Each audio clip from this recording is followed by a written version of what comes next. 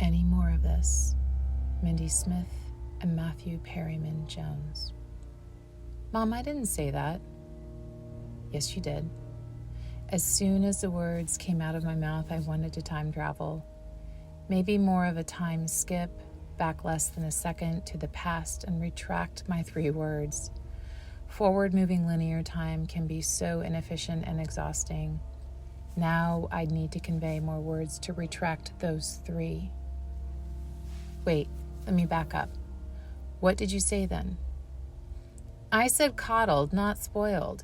I would never use the word spoiled. Oh, dang. You were right. Spoiled was my word. That was something my parents called me that I swore never ever to say to you. Of course you wouldn't say that word. I deleted it from our world. I was reading the story I'd recently written about you, making sure I accurately captured our moment. The server had interrupted us a couple times during the reading, once to take our order, the second time to bring us our sushi. I'm sorry, the chef put both your California rolls on the same platter. Our server hovered the plate above the table waiting for something, presenting some sort of statement question. We looked at each other slightly confused. My mind clicked the pieces together. She thought it was an issue we would be sharing from the same plate. I laughed. That's okay. This approval allowed her to place the platter on the table, and we continued our editing session. You picked up your chopsticks and delicately plucked a roll from the platter. I picked up my phone to type the corrections, regretting I didn't bring a pen to write directly on the page. More words needed to indicate where in the piece I would need to edit. Was there anything else I should correct? You swallowed the bite before responding. They are stars. What are stars? You put Starbucks points. They are called Starbucks stars. Even better, and made way more sense. I tapped away on my notes app before picking up my chopsticks. Our local sushi restaurant is fast. We are usually in and out in 30 minutes, and I wanted more time with you. Plus, I was wearing real clothes and eyeliner, not my daily workout leggings, although sometimes my PJs can be the daily if I'm not going to leave the house. I feel like doing something else. How about you? Yes, let's get dessert somewhere. My mind thought of somewhere. Your somewhere and mine are vastly different. Your somewhere is global. Although given the dessert request, I was confident an airplane wouldn't be needed. However, your somewhere could include Seattle. That's a great idea, but can we keep it within my bubble, like Issaquah or the Highlands? How about the bakery in Redmond? That totally was within my bubble. Perfect. It was a school holiday and traffic was light, allowing me to stay relaxed and focus on our conversation as we headed the short 15-minute drive to Redmond. I wish someone could write down everything about my life. I saw the pink journal in my mind that I had recently read to you when we were at our local cafe. The journal I wrote about you when you were a baby into toddlerhood. My mind asked within, isn't that what I'm doing? Following this inner dialogue, the visualized images I just read to you, the internal gathering of this data informed my external statement. I prefer to have my responses informed. It reduces my desire to time travel to the past. Isn't that what I'm doing? Yeah, right. But you don't write down every moment. It isn't your job to do that. I just wish I had my life transcribed for me. There are so many other things. So many other things? A micro rush of fear followed these words, but I panned out quickly. I know how much is revealed non-verbally. I may not see the details of your life, but I see the effects.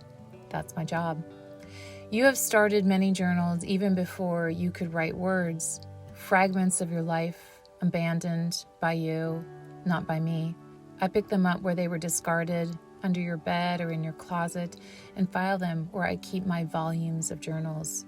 I do fragments. I weave fragments. I see these fragments, worlds unfolding, waiting for another fragment to connect, like pictures edited together to create an animated representation of you. I love Whole Foods. When Dad and I went the other day, it brought back all those memories when I was younger. I get the mac and cheese, and the dessert bar is so nice. You jarred me out of my thoughts as we neared the store. Would you rather go there than the bakery? Yes. I shifted my lane so I can make the turn, a diversion from our intended journey, an effortless pivot, especially on a low-traffic day. You were feeling nostalgic. I miss the Whole Foods it used to be. Yeah, before Amazon bought it? Yeah, I agree. It's lost its hippie vibe. But they do have really good hair products. Did you want to get some new hair products while we are there? Can I? I mean, I'd like to, if that's okay. Yes, there are a few things I need to pick up, too, that I can't find at Safeway. Your brother likes those organic pizza squares. I abandoned the squeaky cart just as we passed beyond the bakery into the prepared food section when I saw a handbasket. Mom, my hands are full. Can you fill one of the small containers with mac and cheese? I grabbed the small cardboard box and made my way to the mac and cheese in the hot bar. I scooped the creamy yellow comfort into the container. How much do you want? You can fill it up. I'll just eat it throughout the day. I remember doing this when you were young. We would go to Whole Foods. Both you and your brother loved their mac and cheese. Thankfully, this hasn't seemed to change to the corporate version of the store.